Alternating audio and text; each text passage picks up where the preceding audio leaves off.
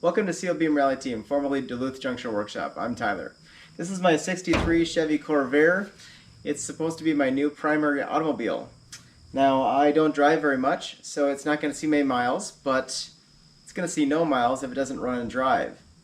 We got some engine out service to do, so let's pull the engine out.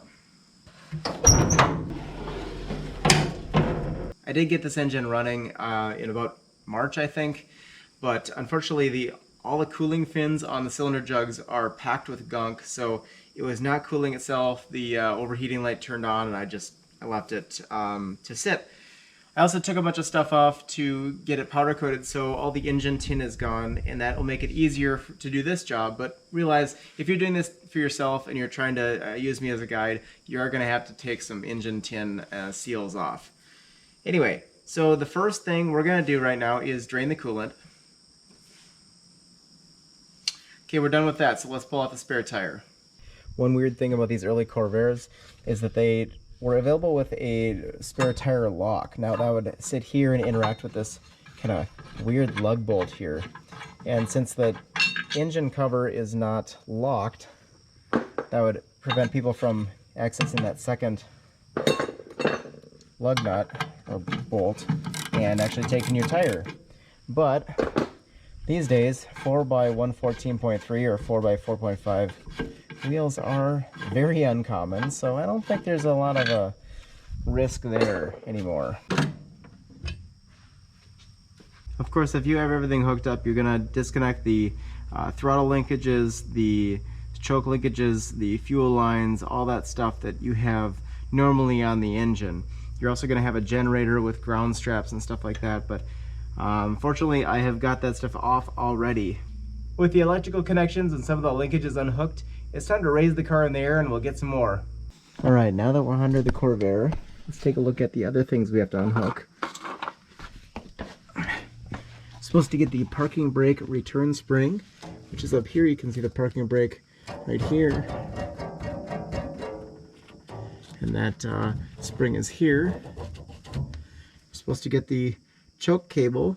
Now, I have no idea where the choke cable is. I'm not sure it's even hooked up in this car. So if you can find that, unhook that. We have an accelerator control, and there's one up on the top there too.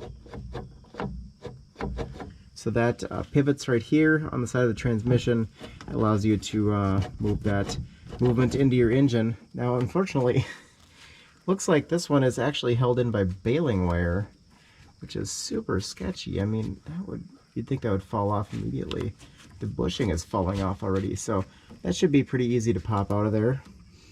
Then we have the fuel is already unhooked. We have our fuel line hanging here. I don't think there's anything in the tank.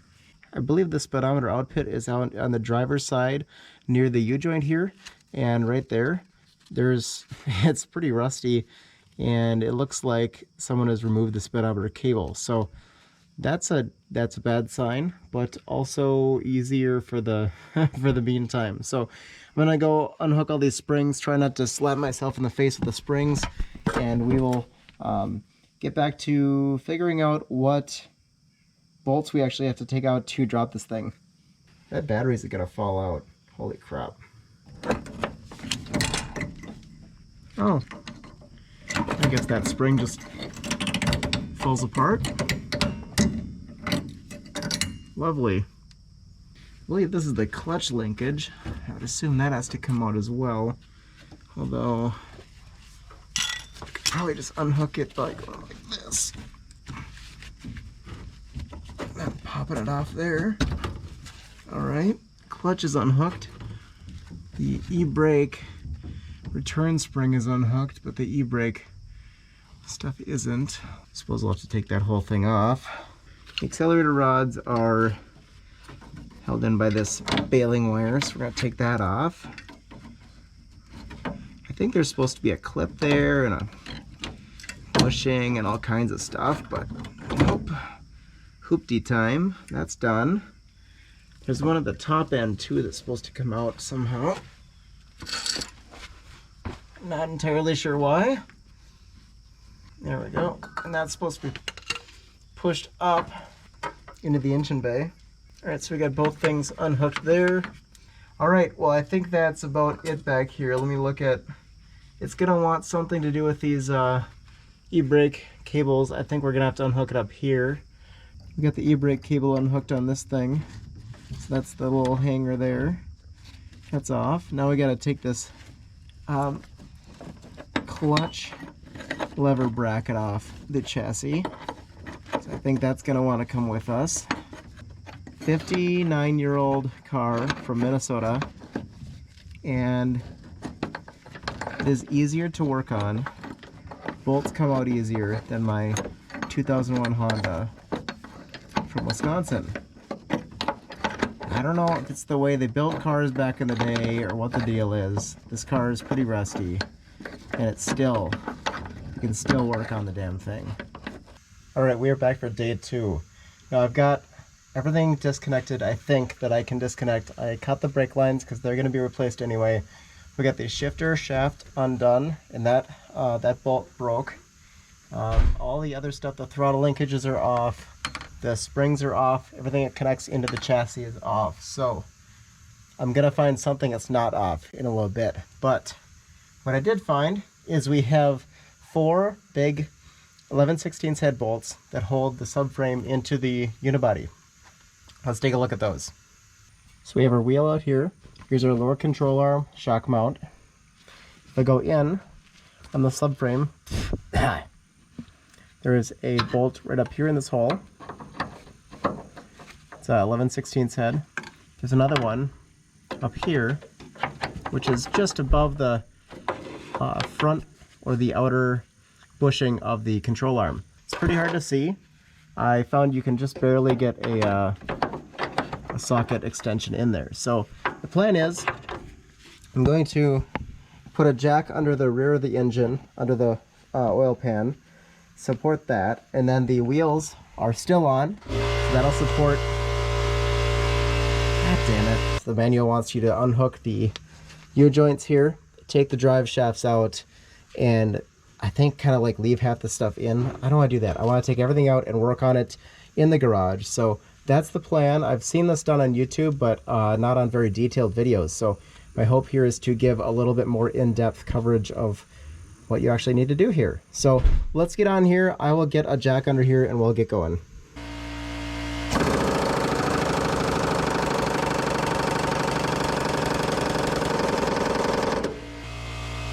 But she's stuck. Let's try the other one. That came. Sweet.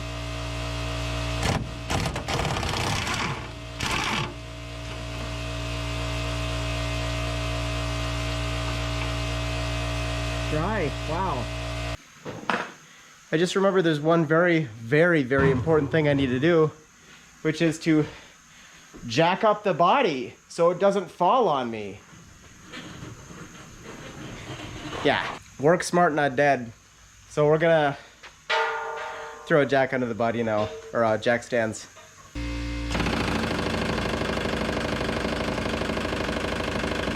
I've used just about as many Uggas as I have Duggas, and neither of those main bolts that go through the control arms are coming out. So I think it's time for another technique. I don't think that any of the penetrating oil is actually getting past the bushing into the threads. I noticed that the other ones have pretty much no oil penetration in the threads either. So it's just going to be pulling dry bolts out. I think I'm going to take a big breaker bar, see if I can work on that.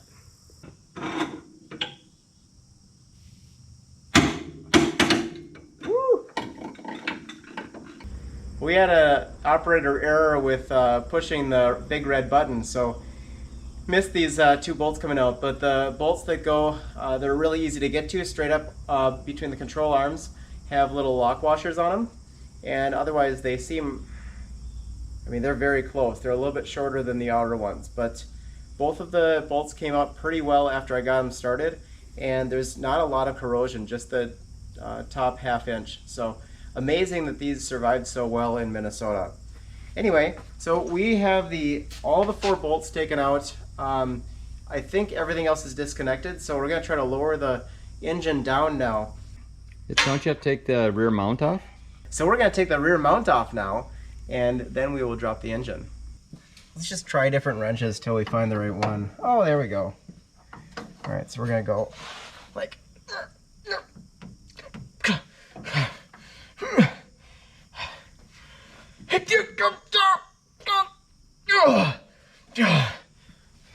How about a socket and a breaker bar? It's gonna go pink. I can feel yeah, it's gonna pop off. Ah, it's actually coming. Oh, buddy. I thought that was a goner for sure.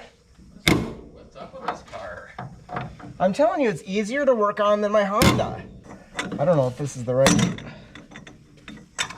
Oh, you bastard. It was moving too. All right, well, that's gone. Oh, a little bit of water in there. What the crap? No wonder it's all seized up in there.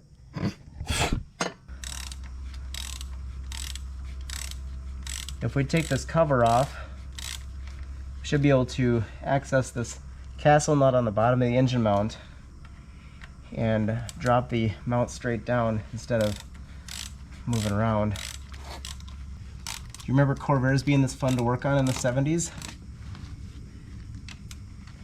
Oh yeah. All of them are pretty oily down there.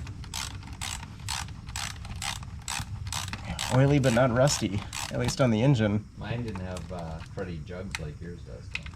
Oh, I bet that happens only when you let them sit for 30 years. Oh boy, that's really gross. Nope, that's fine. Oh, geez. We're gonna see if we can pull the bolts out of here and try to take this whole thing off. Well, I'll be.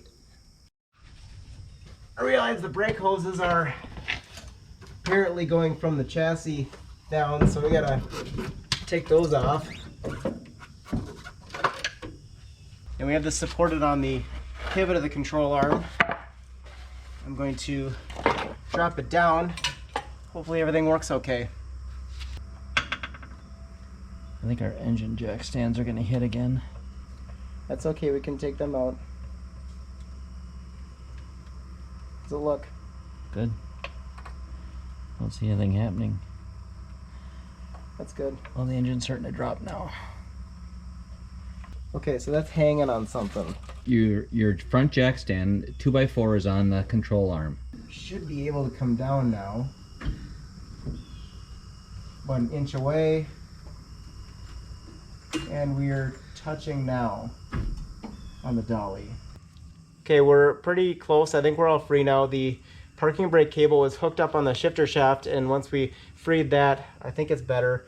Dropping the front end of the engine, which is toward the rear of the car, was able to tip up that e-brake cable and loosen it. So we need to clear the tires around the fender. So we're gonna try to push the whole thing to one side, see if we can make that happen, and then pull it out maybe sideways. The other option is to take off the cart, Yep.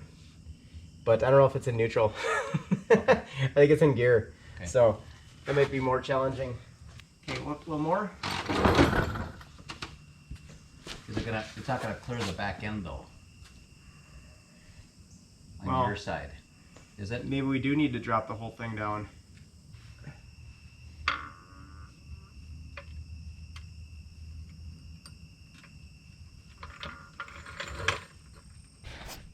Okay, now I think it's all on the ground. Got the jack under the front. We just have to make sure it goes into neutral. I don't know how to do that. Something about this or this or...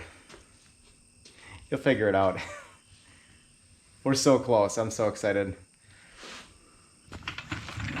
Ready? Yes.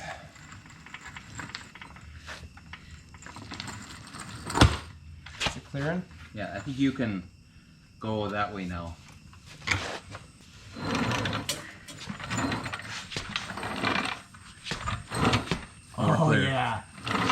man. That's ass.